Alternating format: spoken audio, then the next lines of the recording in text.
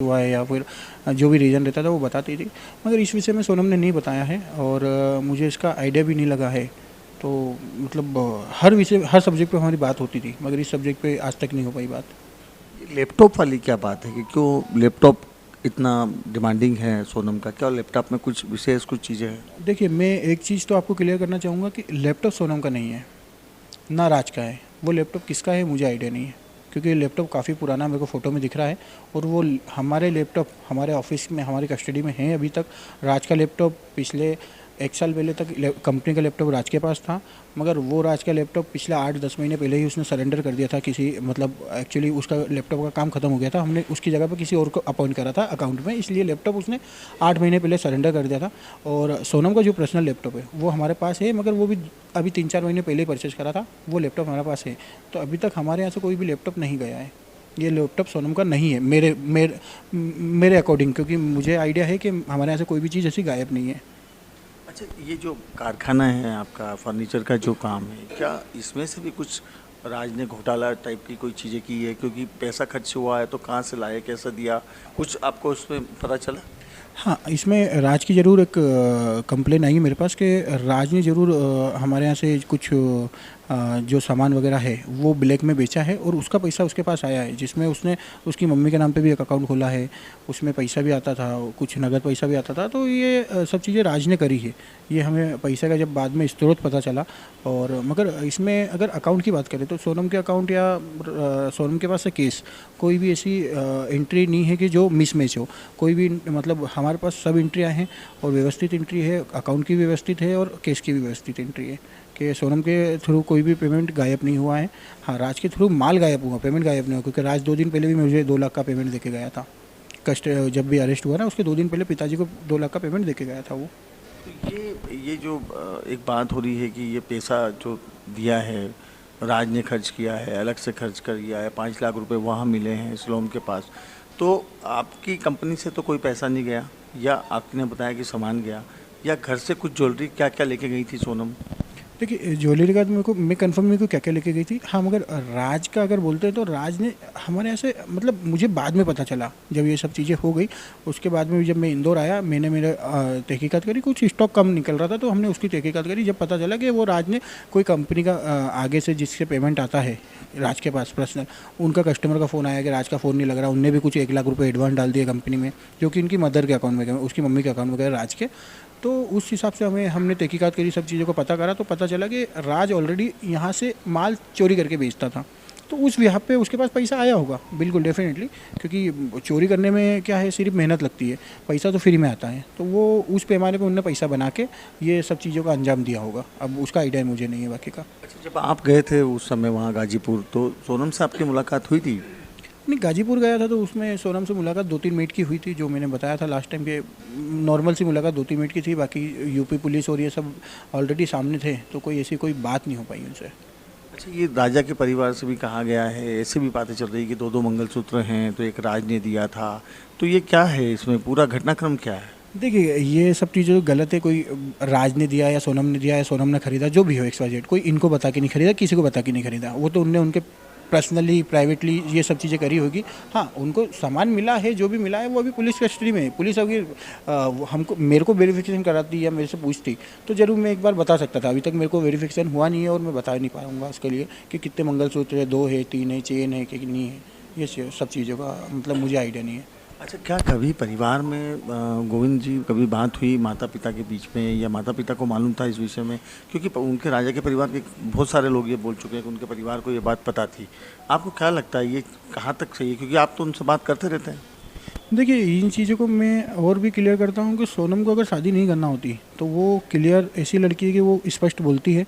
और उसके काफ़ी मतलब ऐसे वीडियो फोटो भी मिल जाएंगे जिसमें वो स्पष्ट बोल देती है। और आपको सोनम को जितने लोग पहचानते हैं, जात में, परिवार में, समाज में और ऑफिस में, मार्केट में, जितने भी लोग पहचानते हैं उसको, सभी को पता है कि वो स्पष्ट लड़की है, स्पष्ट बोल देती है। अगर उसको शादी नहीं करना होती तो हम भी उसके खिलाफ़ नहीं जाते, क्योंकि वो उसके लाइफ का डिसीजन था। हम क्या चाहते कि उसकी लाइफ बर्बाद हो या जो भी हो, XYZ हो, तो हम खुद ही नहीं चाहते। और अगर देखिए, आज के ज़माने में ऐसा कुछ नहीं है, रघुवंशी समाज हो या कोई भी इंडिया में कोई भी समाज हो, उस समाज में ऐसा होता है कि लव मैरिज कर सकते हैं।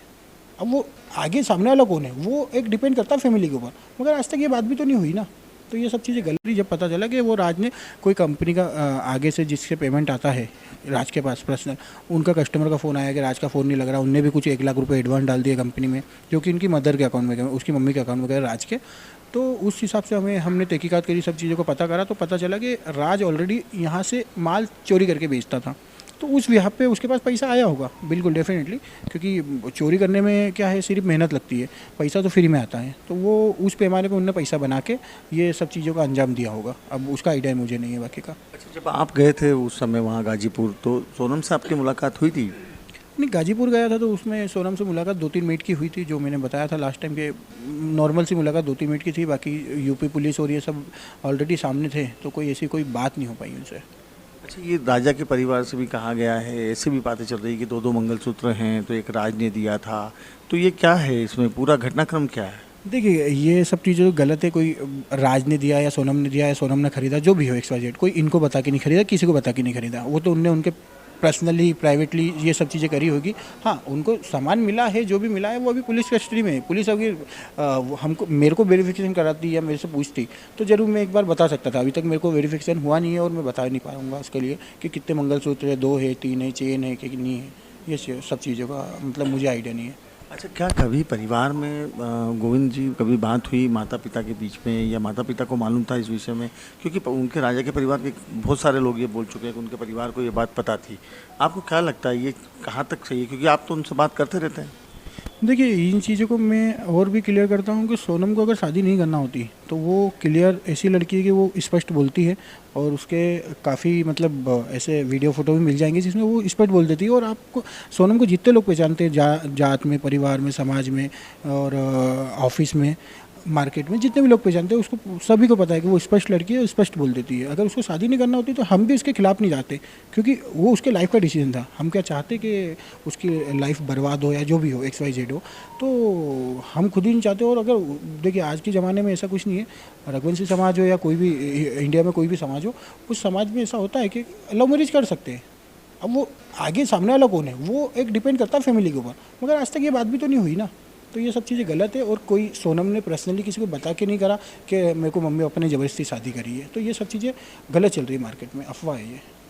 वो ऐसा बताया भी आपके पापा जी ने भी बयान दिए कि कोई 17-18 हज़ार की नौकरी करने वाला था, वो इस तरह की कोई बात हमारे यहाँ तो नहीं हुई। हाँ, तो एक्चुअली नॉर्मली वो 17-18 हज़ार भी उसकी सैलरी मैंने 4 महीने पहले करी थी। उसके पहले तो उसकी 16 हज़ार ही थी, 12 हज़ार भी थी सैलरी। स्टार्टिंग तो उसकी 11 हज़ार से थी। फिर हमने धीरे धीरे, आज 3-4 साल हो गए, तो उसकी सैलरी उस हिसाब से हम बढ़ाते गए। तो अभी 17-18 हज़ार या 20 हज़ार पे वो आया था। तो अगर 20 हज़ार वाला व्यक्ति पॉसिबल नहीं है। अब ये चीज़ें एक्चुअली क्या है ना, जैसे पुलिस और मीडिया में चल रहा है, तो हम अभी इस चीज़ों को मान नहीं रहे हैं। मगर हाँ, ये है कि अगर प्रूफ होगा तो हम मानेंगे, हम भी बहिष्कार करेंगे चीज़ों का। मगर जब तक नहीं होता, जब तक मैं तो खुद बोल रहा हूँ, मीडिया के थ्रू भी बोल रहा हूँ, मैंने पुलिस वालों को भी रिक्वेस्ट करी है कि मेरे को एक बार सोनम से मिलना है। सोनम से मिला तो उसके बाद में आगे का डिसीजन मैं ले पाऊँगा कि क्या करना है। आप क्या चाहते हैं सोनम से मिलकर? अब लास्ट आपका क्या रहेगा? देखिए, मेरे को सोनम से मिल के एक ही चीज़ पूछना है कि एक्चुअली उसने ऐसा क्यों करा, और करा तो क्या उसे फंसाया गया या वो खुद उसकी मर्ज़ी से करा। 2 शब्दों का मेरा क्वेश्चन रहेगा, और मैं उसके आंसर का इंतजार कर रहा हूँ आज तक। और आज भी पुलिस चाहे तो मेरे को 2 मिनट के लिए, कभी मैं तो बोल रहा हूँ 100 लोगों के सामने में मिलने को तैयार हूँ, मगर मुझे मिलवाए तो सही। आपने मुझे जहाँ तक पता है, आपने गोविंद भाई सोनम के साथ बहुत मुसीबत वाले समय में भी काम किया। दोनों भाई बहन में अच्छी ट्यूनिंग थी।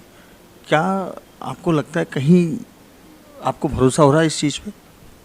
देखिए, मैं ना, सोनम ने काफ़ी समय इस परिवार को दिया है, और उसने इस परिवार के लिए बहुत मेहनत करी है। वो एक समय था जब मेरा बिज़नेस लॉस में था, उसने परिवार को चलाया है सिलाई कर करके। सिलाई मशीन जो होती है, कपड़े शर्ट वगैरह सिल के, उसने इस परिवार को चलाया भी है।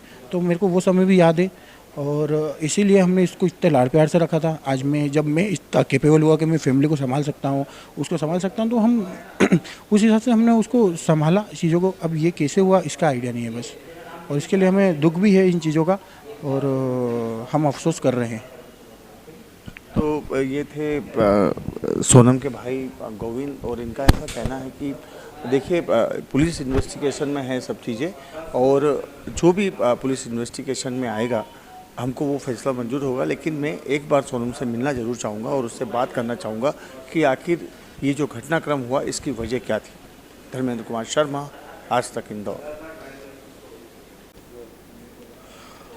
राजा रघुवंशी हत्याकांड में लगभग सभी जांच जो है शिलांग पुलिस की वो पूरी हो गई है और जो आरोपी थे 8 उनको शिलांग ले जाया गया है। इंदौर से पूरी टीम जो है उनकी चली गई है, लेकिन रोज़ नया नया कुछ इस मामले में निकल रहा है। हमारे साथ सोनम रघुवंशी के भाई हैं गोविंद रघुवंशी, उनसे बात करते हैं। गोविंद, ये बताइए, जो रोज़ एक नई चीज़ आती है, कभी मंगलसूत्र की बात आती है कि 2 मंगलसूत्र थे तो राज ने दिया था, ये क्या है, पूरा घटनाक्रम क्या है? और ये जो है राज के परिवार के भी लोग ये बात बोल रहे हैं। राजा के परिवार के जी। देखिए, ये सब चीज़ें तो गलत है कि मंगलसूत्र वगैरह वगैरह। हाँ, वो मंगलसूत्र वगैरह जो पुलिस कस्टडी में आए हैं वो मंगलसूत्र सोनम के हैं।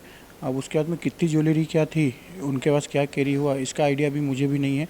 मगर हाँ, ज्वेलरी उनके पास थी, जैसे डायमंड का ब्रेसलेट वगैरह था, रिंग थी, मंगलसूत्र था और भी कुछ पायजे वगैरह भी थी। तो ये आइटम रिसीव हुए हैं पुलिस को। अच्छा, ये जो एक बात की जा रही थी कि जो ज्वेलरीज हैं ये आपने उनको लौटा दी है?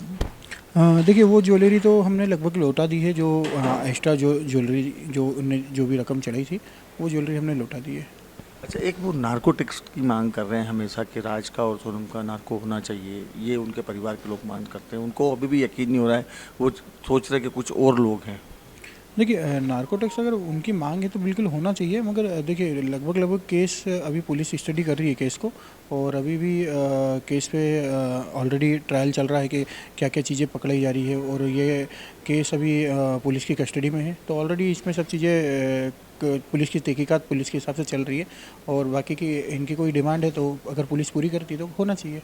अच्छा, ये एक अभी पुलिस जब आई थी शिलांग पुलिस, तो उन्होंने आपसे भी बात की थी, आपको बुलाया भी था, लैपटॉप और ये सब चीज़ें ज्वेलरी की सिग्नात के लिए। तो क्या बात हुई थी, क्या बताया गया था, क्या? नहीं, देखिए, मेरे को बुलाया गया था, मगर शायद वो पुलिस मेरे को मतलब टेलीफोनिक कॉल आया था कि एक बार वेरिफिकेशन करना है ज्वेलरी वगैरह का। मगर मैं उनसे मिल नहीं पाया, मुलाकात नहीं हो पाई। तो वो वेरिफिकेशन मेरा अभी भी पेंडिंग है। अभी नहीं, मतलब मैं मिल नहीं पाया उनसे।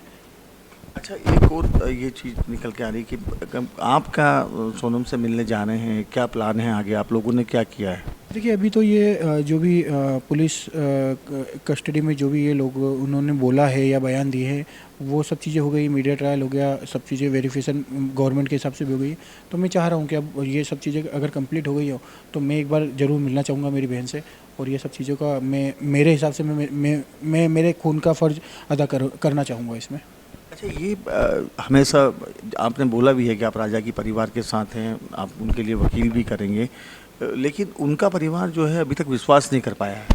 देखिए, उनके यहाँ से तो एक उनका बेटा गया है, तो शायद ही वो विश्वास करे। मगर मैंने मेरा फ़र्ज़ जो मतलब जो राजा जी के लिए भी जो फ़र्ज़ था मैं पूरी अदा करने की कोशिश कर रहा हूँ, और जो मेरे लिए एक बहन का फ़र्ज़ है वो भी मैं अदा करूँगा। दोनों चीज़ें मैं मैं क्योंकि मैं बीच में फंसा हुआ हूँ दोनों की चीज़ में।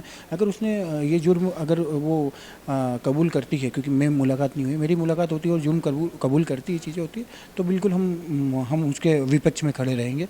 मगर अगर कबूल नहीं होता है तो मैं बिल्कुल उसके लिए सब चीज़ें करूँगा, वकील करूँगा वगैरह वगैरह, फिर वो एक अलग लेवल का फाइटिंग होगा।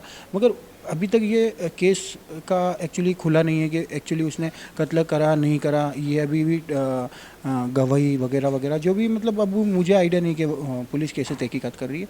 मगर ये जो भी पुलिस बोल रही है, मीडिया बोल रही है, वही हम सुन रहे हैं, और सभी पूरी जनता, ऑल इंडिया की जनता यही सुन रही है। अभी एक्चुअल जुर्म कबूल नहीं हुआ है कि क्या चल रहा है इसमें। मैं मिलना चाहूँगा इसके लिए तो सोनम से। और ये जो एक ये इंदौर का जो सिलोम वाला जो मामला है, जो रूम लिया था, उसी के घर से पैसे बरामद हुए हैं, ज्वेलरी बरामद हुई है, बैग तो उन्होंने डिस्ट्रॉय कर दिया था। देखिए, वो सिलोम जेम्स जो ब्रोकर था उसके यहाँ से ये सब चीज़ें बरामद हुई है, मगर उनको ये सब चीज़ें पहले राउंड में दे देना चाहिए। वो ये ऐसा क्यों कर रहे हैं, कैसे कर रहे हैं, वो भी मुझे इन चीज़ों का भी आइडिया नहीं। क्योंकि हम अभी तक ये समझिए कि वो लालच में गए हैं कि चलो पैसे का लालच होगा, पैसा मिल गया या ज्वेलरी मिल गई। मगर उस लालच के चक्कर में 3 लोग मतलब कस्टडी में चले गए। उनकी फैमिली भी 2 लेडीज़ों को भी अंदर कस्टडी में करा था, या पुलिस रिमांड पे रखा। तो ये सब लालच है या एक्चुअल में प्लानिंग करी गई है, ये हमें भी आइडिया नहीं है। मगर ये सब चीज़ें ज्वेलरी वगैरह और पैसा उसके पास से रिसीव हुआ है, पुलिस के थ्रू हमें भी पता चला है इसके बाद।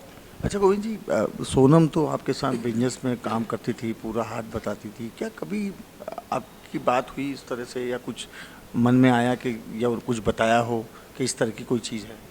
देखिए, सोनम ने मेरे साथ मतलब पिछले 3 साल से बिज़नेस में थी और जो भी चीज़ें रहती थी हमारे बिज़नेस में कुछ होता था तो वो बताती